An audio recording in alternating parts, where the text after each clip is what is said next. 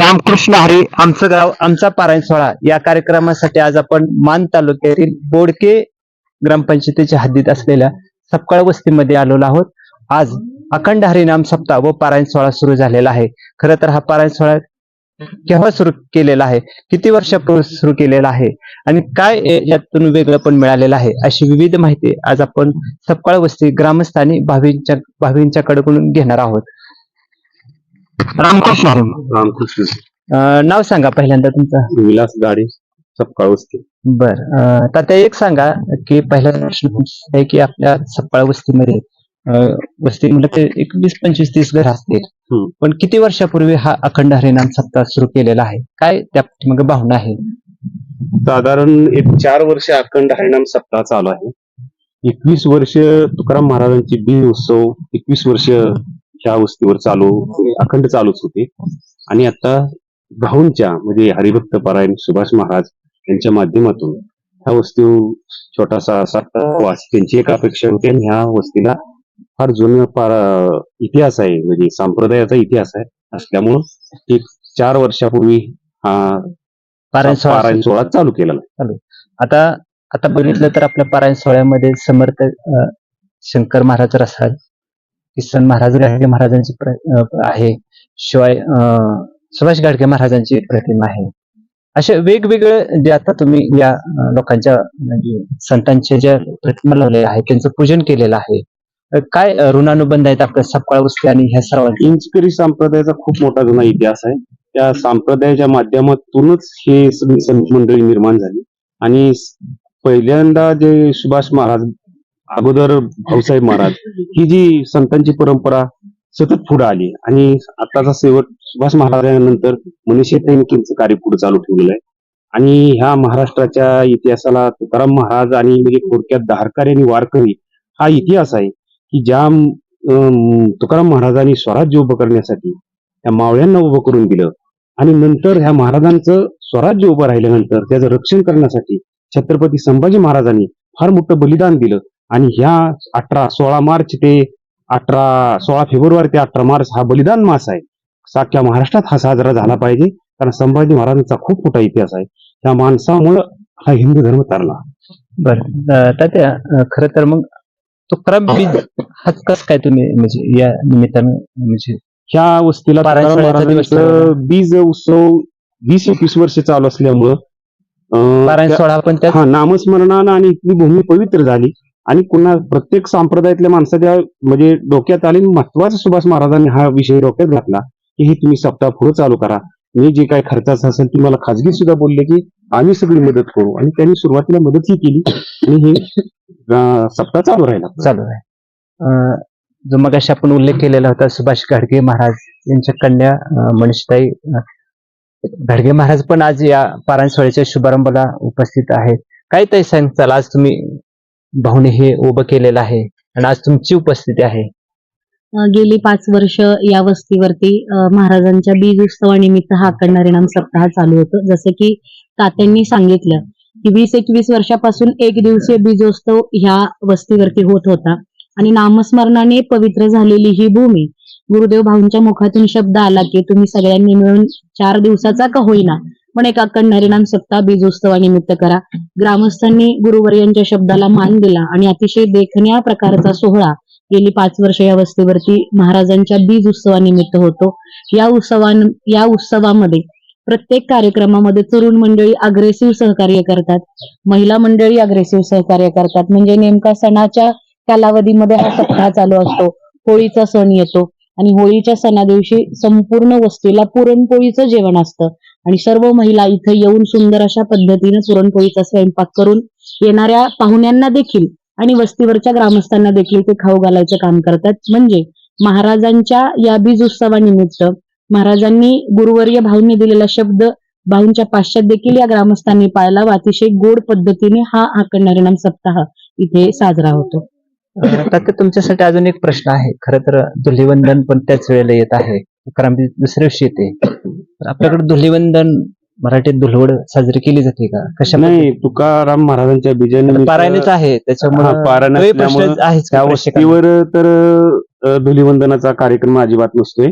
आणि 99% ह्या वस्तीवर पारायणच आहे. पारायण आहे आणि वारकरी संप्रदायातली प्रत्येक कुटुंबात एक तरी व्यक्ती असल्यामुळं हे बाकीचे धुलीवंदन काही साजरं होत नाही. त्या पारायणामध्ये तर होत नाही. तो दिवसच येतो तो कारण हा. दुसऱ्या दिवशी ते पारायण तुमचं त्याच निमित्तानं आहे. म्हणजे धुलीवंदन सण हा साजरा नाही, होळी फक्त आपल्या होळी सगळं एकत्र साजरी केली जाते एकत्र. सगळ्या वस्तीने मिळून.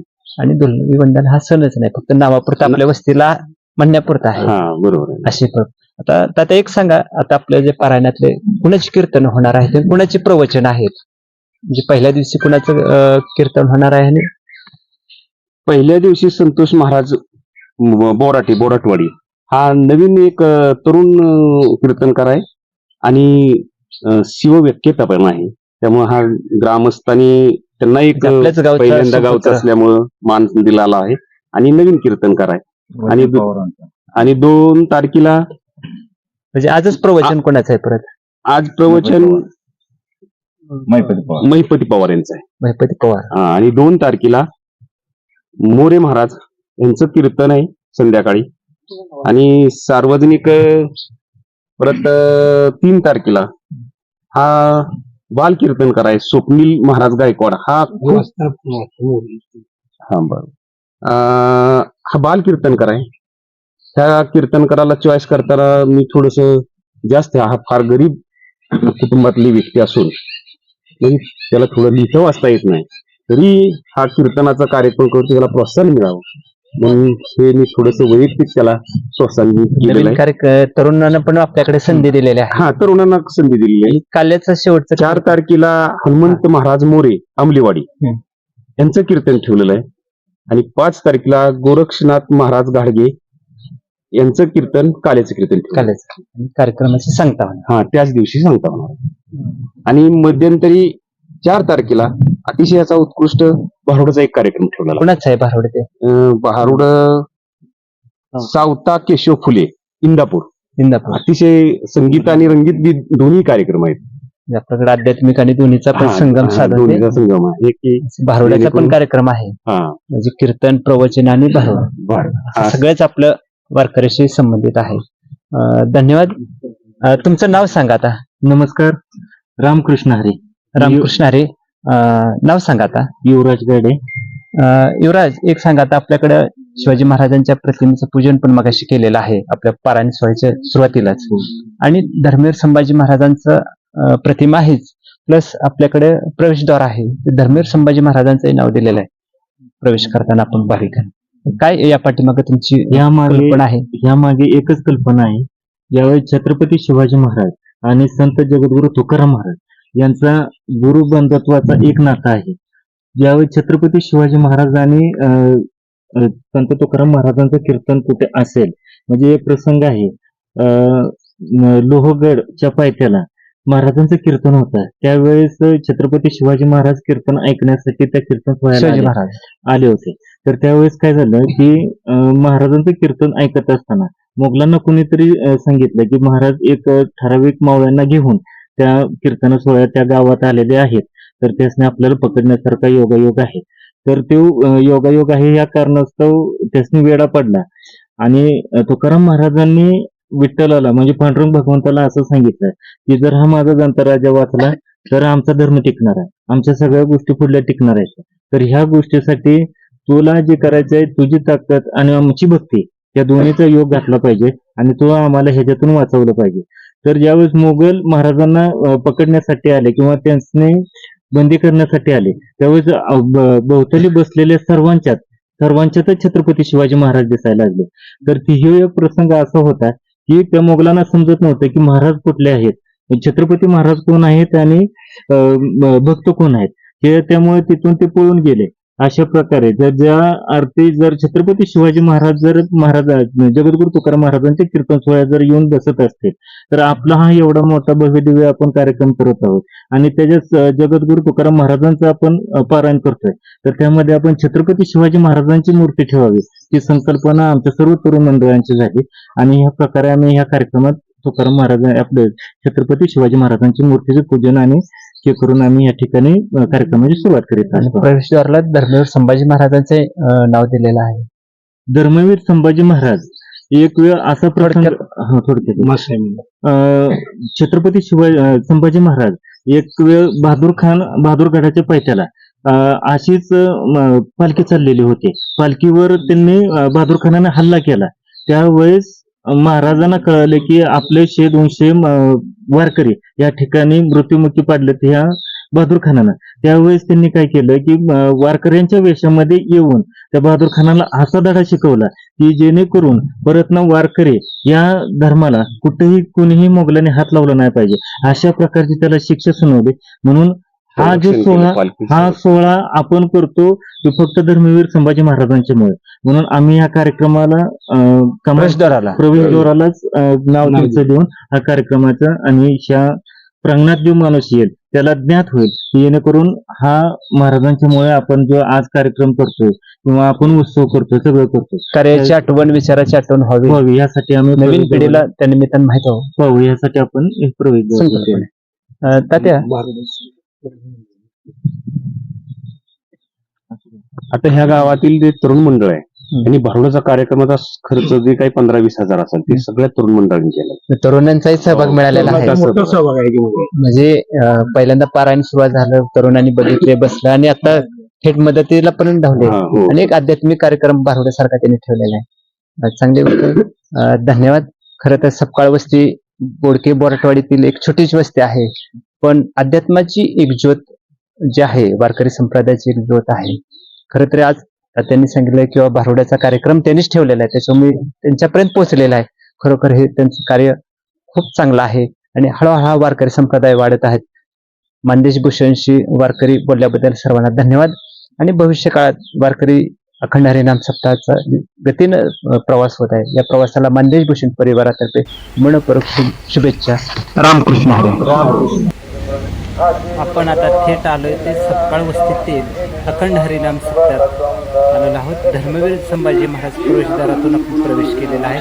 थेट आपण व्यासपीठावर आलेलो आहोत. आपल्याला विठ्ठल रुक्माईची मूर्ती, शिवाजी महाराजांची प्रतिमा आणि सुभाष घाडगे महाराज, शंकर रसाळदादा महाराज आणि सुभाष घाडगे महाराज अशा विविध प्रतिमा आपल्याला दिसत आहेत. याच ठिकाणी कलश पूजन झालेलं आहे. शिवाजी महाराजांची मूर्ती आणि आपल्याला ज्योत पण दिसत आहे.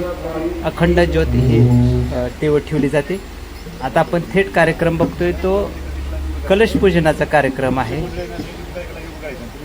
आबा रोमन मनीषा घाडगे महाराज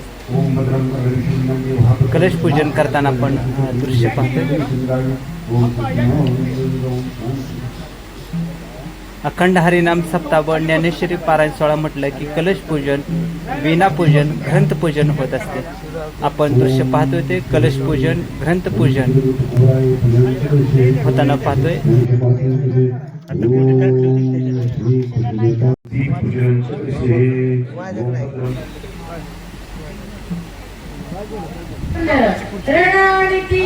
शिवाजी महाराजांच्या प्रतिमेला पुष्पहार अर्पण करताना आपण दृश्य पाहतोय.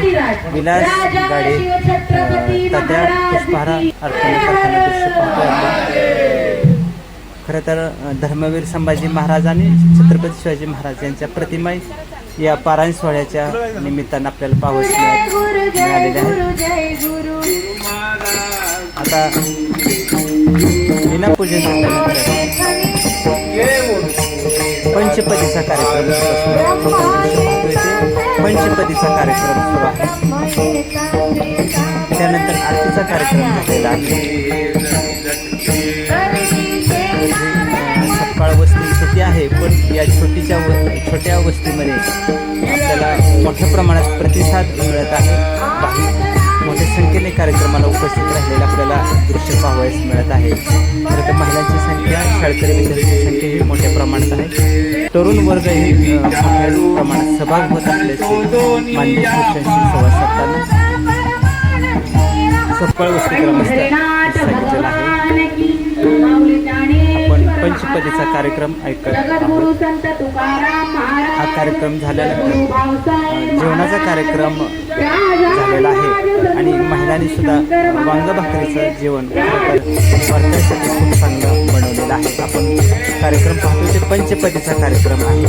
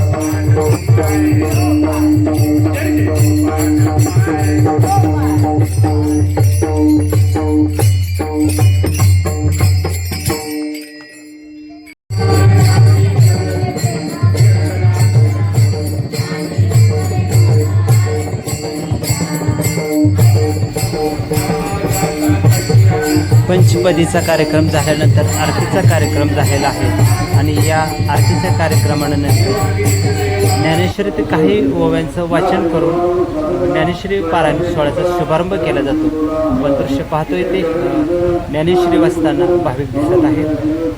ज्ञानेश्वरी या ओवे वाचल्यानंतर पारायणाला सुरुवात असते. आपण दृश्य पाहतोय ते भाविक पारायण सोहळ्यातील. पारायण सोहळा म्हटलं की जेवणाची तयारी जोरात असते. खरे तर या महिला भाकरी करण्यामध्ये गुंतलेल्या आहेत. खरं तर चवदार स्वयंपाक हा भाविकांच्यासाठी फार महत्त्वाचा असतो आणि या महिला भाविक स्वयंपाक करण्यामध्ये गुंग झालेल्या आहेत आणि पहिल्या दिवशी वांग भाकरीचा बेत या महिलांनी केलेला होता. खरं तर वारकऱ्यांचं आवडतं जेवण हे बाजरीची भाकरी आणि वांग आहे. खरं तर नियमित वारकऱ्यांना गोड जेवण असते, पण हे वेगळं जेवण पहिल्या दिवशी वारकऱ्यांना मिळालेलं आहे.